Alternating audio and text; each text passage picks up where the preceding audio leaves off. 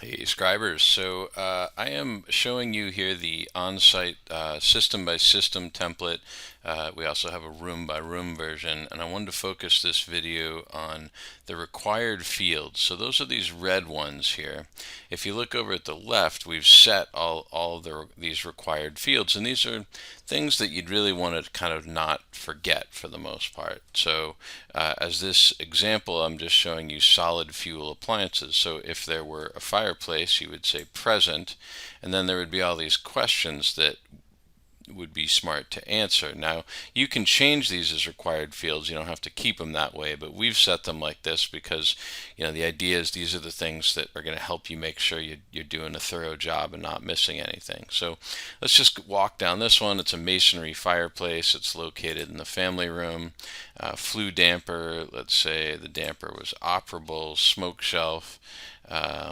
It was present, hearth extension present and adequate, mantle, maybe the clearance to combustibles was questionable, so we'll hit that. That gives us a comment. We attach a picture.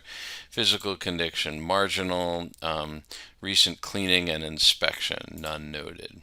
So, and you notice as we went down all those, that changed the required fields. So that's kind of how the required fields work there. Now let's look at, let's go up to gas fireplaces. Now let's say there is none, and we've got all these required fields here. So you just hit none, and then if you turn it green with that check mark, all those required fields just go away. So, and you'll note it, look at the count over here. We're at 426, now we're at 421.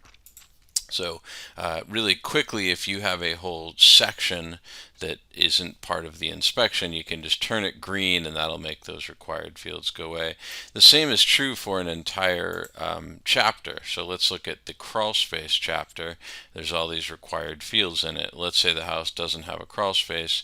Just turn it green, all of those go away, and you can kind of ignore it from now on. It's the logic of all of Scribeware is if you don't put data into a section, it will not print in the report. So once this is green and your required fields are gone, as long as you don't put any data in, the crawl space chapter won't even be in the report, which is kind of nice. You could go to something like heating and cooling, and let's say the building doesn't have a heat pump or an air conditioner. And we want to get rid of all of this stuff, right? Because we don't need it. We might want to tell the client there's no air conditioner because there's no cooling, and that's a data point. So we built none noted. It's orange. It gives you a little box. No heat pump or air conditioner were noted here. It means there's no central cooling system. Then you come up and you turn the rest of it green, and now you're done with this section. We've got a little comment saying you didn't find one, and now all those required fields go away. I hope that helps you navigate the required fields. They're very powerful. When you're done, when you think you're done, you can click on this on the desktop. We will have this in mobile at some point soon, and you can just sort of tab through the report looking for any required fields that you missed. So this is a really powerful feature for helping inspectors do a nice thorough job every time. Thanks for watching.